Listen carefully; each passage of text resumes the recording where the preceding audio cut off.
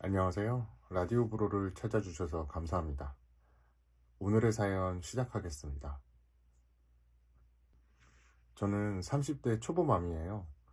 사람 팔자 시간 문제라고 하더니 그게 제 얘기가 될 줄은 몰랐어요. 결혼 전까지 저는 백화점 여성 의류 코너에서 일했어요. 거기서 지금의 남편을 만났죠. 당시 제가 일하던 샵에 손님으로 온 남편은 50대 여자분께 드릴 선물을 찾는다며 제게 대신 골라달라고 했죠. 그리고 며칠 뒤 남편이 다시 찾아왔어요. 이번엔 20대 여자 선물을 골라달라더군요. 전 여자친구 선물인가 보다 생각하며 미니 원피스를 골라줬는데 계산을 마친 남편이 원피스를 저에게 건네지 뭐예요. 이거 입고 자기랑 데이트 가자더라고요. 황당했죠. 근데 솔직한 모습이 마음에 들었어요. 그래서 일단 만나보기로 했죠. 세 번째 데이트 날이었던가? 남편이랑 신촌 근처를 지나고 있었는데 외국인이 와서 길을 물어봤어요. 영어 포기자인 저는 쏘리라고 말하고 종종 걸음을 쳤죠. 근데 뒤돌아보니까 글쎄 남편이 유창한 영어 실력으로 외국인이랑 대화를 하고 있지 뭐예요. 외국인 앞에서 주눅 들지 않고 당당한 모습에 홀딱 반했어요. 알고 보니 남편은 한국어 어학당에서 외국인 학생들에게 한국어를 가르치는 강사더라고요. 어학당을 나가면서 박사과정을 밟고 있었는데 얼마 전에 논문이 패스돼서 학위를 따게 됐대요. 저희 샵에 들렀던 이유도 지도 교수님께 드릴 감사 선물을 사기 위해서였고요. 그날 이후로 남편과 전 사귀게 됐어요. 남편은 학벌도 좋고 아는 것도 많았지만 잘난 척하는 스타일은 아니었어요. 전 그런 점이 좋았고요. 최종 학벌이 실업계 고등학교 졸업인 저와는 천지 차이였지만 남편은 단 한 번도 제 앞에서 학벌을 들먹이거나 절 무시하는 일이 없었어요. 그건 지금도 마찬가지고요. 사귀고 얼마 안 돼서 시어머니 생신이었어요. 아직 정식으로 인사를 드린 적은 없었지만 그래도 남편과 제가 사귄다는 걸 알고 계시는데 그냥 모른 척 할 수는 없었죠.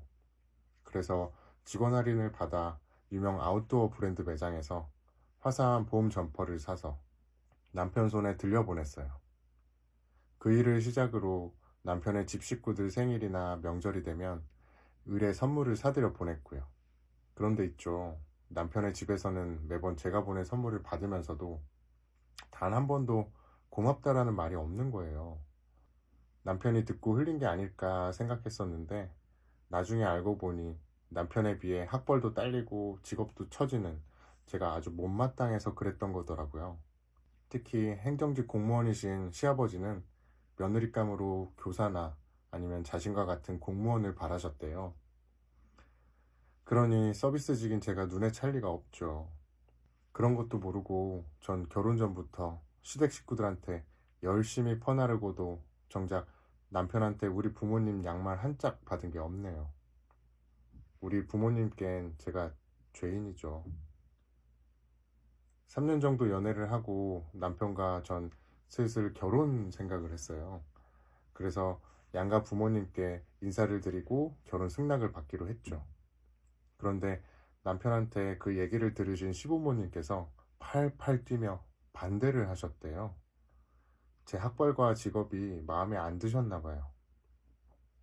예상은 했었어요. 이제까지 하시는 걸로 봐서 쉽지 않으리란 것을요. 그러던 어느 날이었어요. 매장으로 시어머님이 찾아오셨죠. 카페에서 얘기를 나누는 동안 시종일관 도도하고 냉랭한 표정으로 절 깔보듯 얘기를 하셨어요. 실업계 고등학교 나왔다고? 얼마나 공부를 안 했으면 인문계 갈 성적도 안 됐어? 아무리 그래도 그렇지 요즘 같은 세상에 대학도 못 나왔다는 게 말이 돼? 부모님께서 대학 가란 소리도 안 하셨어? 있잖아 아가씨, 우리 집은 말이지 애 아빠부터 나 그리고 정훈이 여동생까지 전부 A대 동문이야. 우리 양쪽 집안 통틀어서 대학 졸업장 없는 사람이 없다고. 내가 그쪽이 시덥지 않은 대학이라도 나왔으면 이렇게까지 화가 나지는 않아. 근데 고졸? 기가 막혀, 정말. 이건 뭐 죽 써서 개 주는 것도 아니고 우리 정훈이가 뭐가 모자라서 그쪽 같은 여자를 만나야 돼? 입 있으면 말을 좀 해봐. 전 그날처럼 대학 못 나온 걸 후회해 본 적이 없었어요. 사실 저도 중학교 때까지는 공부를 제법 했었어요. 하지만 어려운 집안 살림을 모른 척 할 수는 없었죠. 실업계 고등학교에 진학한 것도 취업 때문이었어요. 남들보다 하루라도 빨리 돈을 벌어야 했거든요. 하지만 이런 더러운 꼴을 당할 줄 알았더라면 죽어라 공부해서 야간 대학이라도 갔을 거예요. 생각 끝에 남편한테 헤어지자고 말했어요. 저런 시어머니를 버텨낼 자신이 없었죠. 남편은 헤어질 수 없다고 제게 매달렸어요. 전 울면서 그날 시어머니한테 당했던 일을 얘기했어요. 남편과 헤어질 참이었으니 못할 게 뭐 있었겠어요. 그리고 나도 우리 집에서 귀한 딸인데 이런 대접 받으면서 결혼하고 싶지 않다고 했죠. 결혼 전에도 이런 식인데 결혼하면 날 사람으로나 보겠냐고요. 그리고 결정적으로 이런 일로 저희 부모님 속상하게 해드리고 싶지 않다고요. 평생 고생만 해오신 부모님이 무슨 죄냐고요. 부모님께 효도는 못할 망정 불효는 하고 싶진 않았어요. 제 얘기를 들은 남편은 그제야 제 뜻을 따라줬어요. 그렇게 우리는 헤어졌습니다. 헤어지고 몇 주가 지났는데 그동안 주기가 일정한 편이던 생리가 2달째 반응이 없는 거예요. 첫 달은 그동안 신경을 많이 써서 그런가 보다 했는데 2달째 이어지니 2줄이 다시 덜컥 겁이 났어요. 그래서 테스터기를 사다가 검사를 했습니다. 2줄이 나오더라고요.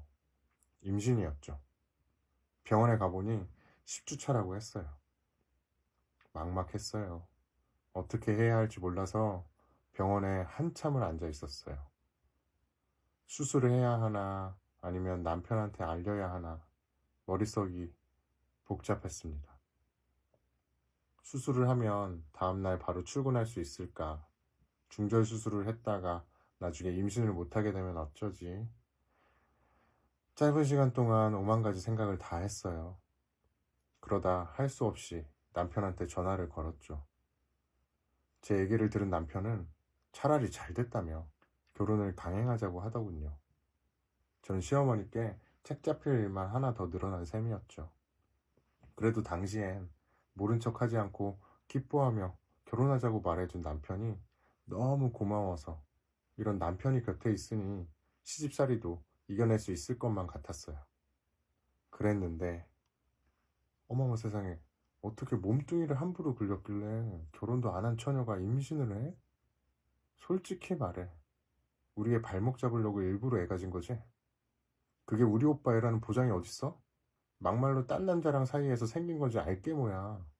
저기요, 그 애 정말 우리 오빠 애 맞아요? 매장으로 시어머니와 시누이가 쌍으로 찾아와서 제 속을 뒤집어 놨어요. 저를 세상에 둘도 없는 막 굴러먹은 여자 취급하면서요. 지금도 그때 일만 생각하면 주먹이 바들바들 달려요. 생각 같아서는 애는 내 힘으로 혼자 키울 테니까 둘 다 꺼지라고 말하고 싶었죠. 하지만 그럴 용기가 안 났어요. 미혼모로 산다는 게 쉬운 일은 아니니까요. 게다가 애는 또 무슨 죄예요. 그래서 전 그 수모를 감당하기로 했어요. 시어머니와 시누이는 그 후로도 몇 번을 더 찾아와 절 괴롭혔지만 제가 거기에 휘말리지 않자 지쳤는지 더 이상 오지 않더라고요. 결국 양가 부모님들은 부랴부랴 상견례 자리를 마련했고 말도 많고 탈도 많았지만 결국 우리는 결혼할 수 있었죠. 그런데 문제가 생겼어요. 남편은 신혼집 마련에 부모님께 도움을 좀 받으려 했던 모양인데 잘 안 됐나 봐요. 자기야, 사실 내가 모아둔 돈이 얼마 안 돼서 우리 집에 들어가 살아야 할 것 같아. 미안하지만 몇 년만 참아주라. 응? 하긴 어학당 강사 생활에서 번 돈은 석사 박사까지 버는 족족 때려 넣었을 텐데 돈이 어디 있었겠어요. 저라도 돈이 있으면 모를까 할 수 없이 전세보증금이라도 모을 때까지 시집살이를 하기로 했죠. 신혼여행에서 돌아와 시집에 처음 발을 들이던 그날 저는 알았어요. 여기는 내가 있을 곳이 아니라는 걸 말이죠. 절 눈엣 가시로 생각하는 시어머니와 시누이 때문만은 아니에요. 결혼 전엔 그 두 사람만 잘 피하면 될 줄 알았어요. 그런데 막상 결혼해보니 복병은 따로 있었어요. 시아버지였죠. 상급 행정직 공무원이신 시아버지는 보수적이고 권위적인 분이었어요.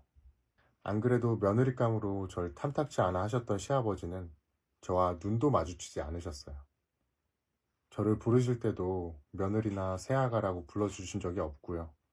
늘 어머님이나 아가씨, 남편을 통해서 걔 또는 그애라고 부르셨어요. 그렇다고 대놓고 구박하신 것도 아니에요. 그냥 전 아버님 앞에선 투명 인간이었어요. 결혼해서 보니 시누이는 시아버지 강요에 못 이겨 공무원 시험 준비를 하고 있더라고요. 그게 벌써 7년째래요. 아가씨는 딱 봐도 놀기 좋아하는 날라리 스타일이지 공부할 타입은 절대 아닌데 아버지 등살에 팔자 없는 공부를 하려니 될 리가 없죠. 딱 보니 아버지 눈 속여 용돈 받아가며 공시생으로 살다가 때 되면 시집이나 갈 요량인 것 같았어요. 시어머니는 그런 딸의 속셈을 알면서도 눈 감아주는 것 같았고요. 전 임신 5개월을 넘어서자 부쩍 배가 나오기 시작했어요. 직장에 폐를 끼치는 것 같아 하는 수 없이 퇴사를 했어요. 일을 그만두자 시어머니는 기다렸다는 듯 절 도우미 부리듯 하셨어요. 작정한 듯 그동안 번거로워서 손 안 대고 있던 일들을 바리바리 꺼내서 제 앞에 내미셨지요. 임산부가 너무 몸을 안 움직여도 애 낳을 때 힘들다나요? 임신 7개월이 넘어서자 부쩍 몸이 무겁고 빈혈이 심해졌어요. 그러던 어느 날이었어요. 신우이가 전단지 한 장을 내밀더라고요. 마트 전단지였어요. 여기 사람 구하는 거 알아요? 집에서도 가깝고 파트타임도 가능하대요. 빤빤히 놀지 말고 여기라도 나가봐요. 언니가 학벌이 있기래 기술이 있기래. 이런 거라도 해야지. 글쎄 저더러 일을 나가라는 거예요. 배 나온 만삭 임산부한테요. 자긴 이날 이때까지 제 손으로 10원짜리 한 장 벌어본 적 없으면서요. 근데 시어머님은 한술 더 뜨더라고요. 그럼 집안일은? 애 나가면 집안일을 누가 해? 그러지 말고 집안에서 하는 일을 찾아봐라. 요즘 재택근무도 많이들 하던데. 그날 이후로 시누이랑 시어머니는 절 볼 때마다 취직 타령을 하셨어요. 생각 같아서는 당장이라도 일하러 나가고 싶은 심정이었죠. 근데 제가 하는 일은 직업 특성상 신체 사이즈가 크면 직원 채용을 안 해주거든요. 55 사이즈가 마지노선인데 지금 제 사이즈는 77이라서 이 상태로는 받아주는 데가 없을 게 뻔했죠. 남편은 제가 이런 고민을 하는지도 모르고 이번 참에 일 그만두고 태교에 힘을 쓰라고 하더라고요. 호랑이 속으로 절 던져놓고 속 편한 소리를 하는데 하마터면 울음이 터질 뻔했어요. 그러던 어느 날이었어요. 남편은 어학당에서 학생들을 데리고 안동으로 답사를 간다며 아침 일찍 집을 나섰죠. 그날따라 몸이 무겁고 빈혈이 심했던 전 침대 위에서 한참을 내려오지 못했어요. 그때 시어머니께서 방으로 들어오시더니 저녁 때 아버님 손님 오실 거니까 음식 준비하게 시장 좀 봐오라고 하시는 거예요. 전 오늘따라 몸이 무거워서 시장 보는 건 힘들 것 같다고 말씀을 드렸죠. 그랬더니 주방에서 그 소리를 들은 아가씨가 득달같이 달려와선 자기 엄마한테 말대꾸했다고 저한테 욕을 퍼붓지 뭐예요? 전 배를 감싸지고 애 들으니까 말씀 가려 하시라고 했어요. 그랬더니 가짜는 게 꼴에 임신했다고 엄마 노릇은 하려든다고 제 이마를 툭툭 치는 거예요. 전 반사적으로 그 손을 뿌리쳤죠. 그랬더니 제가 자기를 쳤다며 길길이 날뛰면서 발광을 하는 거예요. 거기에 시어머니까지 합세해서 살다 살다 이제 며느리 시집살이까지 하게 됐다고 신세한탄까지 하시는데, 안 그래도 상태가 안 좋았던 전 호흡곤란을 느끼면서 그대로 혼절했어요. 깨어나 보니 병원이더군요. 희미한 정신 너머로 시어머니와 시누이의 대화가 들렸어요. 오빠한테 뭐라 그러지? 아, 미친. 우리가 뭘 했다고 쓰러져. 세게 치지도 않았어. 손가락으로 툭 건드린 거지. 시끄러, 남이 들을라. 그나저나 저녁 때 네 아버지 손님들 오실 텐데 어쩌니? 일할 사람도 없고. 안 되겠다. 넌 여기 있어. 나는 가서 도움이라도 불러서 음식 준비 좀 해야겠다. 아, 싫어. 오빠 곧 올 텐데 나보러 독박 쓰라고? 몰라. 나도 갈래. 기가 차더군요. 사람이 그것도 만상 며느리가 혼절을 했는데 그 와중에도 자기들 살 궁리만 하더라고요. 그때 결심했어요. 정말 이 집을 나가야겠다고 말이에요. 시어머니와 시누이는 제가 깨어난 걸 확인하고 도망치듯 병원을 빠져나갔어요. 뒤늦게 병원에 도착한 남편은 의사 선생님한테 불려갔어요. 산모가 이 지경이 되도록 뭐 했냐고 하시며 하마터면 애가 잘못될 뻔했다고 그러시더래요. 일단은 영양 섭취를 하면서 심신 안정을 취하는 게 최우선이라고요. 남편은 말없이 제 손을 꼭 잡아줬어요. 전 남편을 보자마자 참았던 서름이 폭발했죠. 그래서 지금까지 있었던 모든 일들을 다 털어놨어요.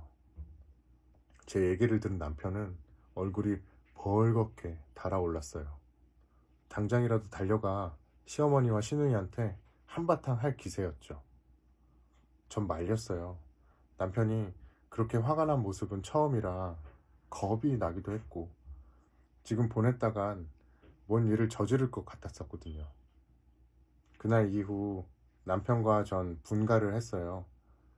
가진 돈이 얼마 안 돼서 반지하 단칸방 살이를 시작하게 됐지만 마음만큼은 편했어요. 그리고 얼마 뒤 딸아이가 태어났죠. 하지만 남편도 저도 시집에는 연락을 하지 않았어요. 아이가 태어나고 아무래도 남편 혼자 버리로는 생활이 힘들어서 전 일을 찾아 나섰어요.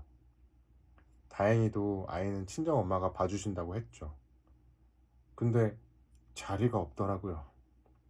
그러던 중에 전에 같이 일을 했던 언니를 통해 글로벌셀러에 대한 이야기를 들었어요. 우리나라 사람들이 해외 직구를 하는 것처럼 외국에서도 우리나라 물건을 직구로 구매하는데 수요가 많아서 잘만 하면 꽤 목돈을 벌 수 있다더라고요. 힘들게 뛰어다닐 필요도 없고 집안에서 할 수 있는 일이라서 자기도 애 키우면서 하고 있다고요. 아, 솔깃했어요. 아무래도 외국인들을 상대로 물건을 파는 거라서 문제라면 영어가 문제인데 그거야 남편한테 부탁하면 될 것도 같고, 그래서 한번 해보기로 했죠. 무식하면 용감하다고 제가 딱 그 짝이었어요. 일단 이베이랑 아마존에 회원가입을 해서 사람들은 뭘 파는지 시장 조사부터 했어요. 자신이 쓰던 사소한 물건부터 어마어마한 가격의 물건까지 천차만별이더라고요. 그중 진짜 웃겼던 건 작동도 안 하는 고물 라디오를 팔겠다고 올린 경우인데요. 더 웃긴 건 그게 팔리더라고요. 남편이 그러는데 단종된 전자제품일 경우 부품 때문에 망가진 제품도 팔린다고 하더라고요. 그래서 전 일단 저한테 많지만 필요 없는 물건들을 팔기로 결정했어요. 출산을 하고 지인들한테 받은 선물 중에 같은 제품이 여러 개 들어와서 처치 곤란인 제품과 아직 내 아이가 쓰기엔 너무 큰 제품 순으로 골라봤어요. 그리고 남편 도움을 받아서 제품 등록을 하고 입질이 오기를 기다렸죠. 첫 달은 7개 올린 것 중에 4개가 팔렸어요. 하나, 둘 팔려나가는 것을 보니 재미도 있고, 그리고 얼마 안 되지만 수익금을 받고 보니 욕심도 나더라고요. 몇 개씩 팔리다 보니 사이트 측에서 게시할 수 있는 수량도 늘려주더라고요. 그래서 가지고 있는 제품들 외에 사입을 하기 시작했어요. 배송료를 생각해서 제품은 가급적 500g 이내의 가벼운 것을 골랐고요. 제가 생활하면서 정말 필요하다고 생각했던 것들을 위주로 골랐어요. 그렇게 골라보니 주로 육아에 관한 것들이 많더라고요. 해외에서 포대기가 유행이라는 얘기는 듣긴 들었는데 정말 이게 잘 나가더라고요. 엄마 가방, 아기띠, 덮버선도 잘 나갔고요. 리스트 품목이 늘자 주문 속도도 빨라지고 그럴수록 뭐가 부족한지도 보이더라고요. 아무래도 우리나라 사람들이 아니라서 생소한 제품에 대해 거부감이 있을 것 같아서 제품 설명을 좀 더 구체적으로 해야 할 것 같았어요. 사진 자료와 상세 설명을 덧붙였더니 매출이 껑충 뛰어 올랐어요. 그렇게 저는 조금씩 글로벌 셀러로 자리를 잡았어요. 일을 하다 보니 영어도 금세 늘더라고요. 기본적인 비즈니스 소통은 가능하게 됐죠. 매출도 순조롭게 늘어가다 보니 욕심이 났어요.